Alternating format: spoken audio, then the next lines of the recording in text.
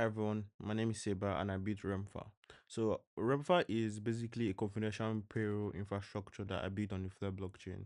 Basically, employers can run payroll every period, but the inputs that will be imputed into the system, such as the employer's ID, the salaries, probably possible policy threshold, would be not be published on chain, right?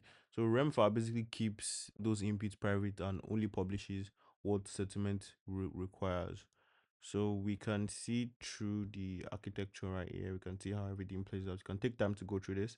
So we can see the nullifier protector and signature bound. So we're just going to go through the dashboard and see how everything works.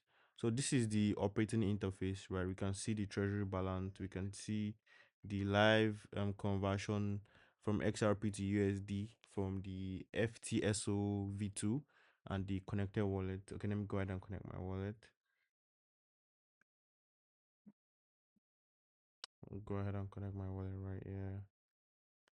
Yeah, so we can see the conversion from yeah, so we can see how I've performed previous transactions to test the whole workflow and stuff. So we're just going to go ahead and test out the whole payroll system. So we're going to go to the FCC. So yeah, we already have a placeholder, so we're just going to run a quick test and we're going to authorize and execute the transaction.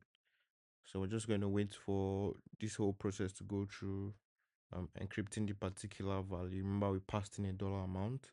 It's going to submit the transaction to our we have a Cloudflare running on the back end. So we're going to wait for our confirmation on MetaMask. Then we're going to confirm, and then we're going to have a settlement done, I believe. Yeah, so we have the encryption. Yeah, we're going to also open our settlement transaction. So we're just going to go through these things quickly. So yeah, so we're going to confirm.